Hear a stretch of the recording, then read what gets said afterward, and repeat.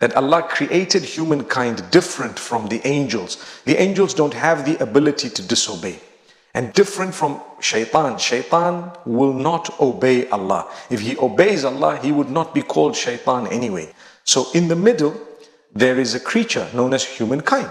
Humankind will make mistakes, will sin out of human weakness, and will repent to Allah. That repentance will be so loved by Allah that the human being can attain a rank higher than the angels.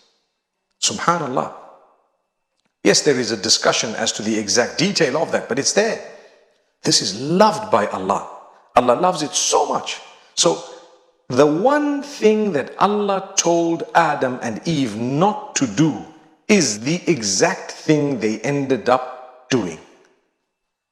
That provides for us a lot of comfort from one angle. What is that angle?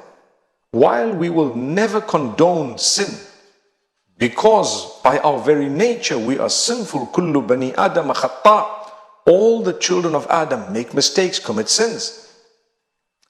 So it is comforting to note that Allah will forgive, has forgiven, shall forgive, even if we happened to fall for the trap of shaitan by doing the exact thing that Allah told us not to do. Don't lose hope in the mercy of Allah.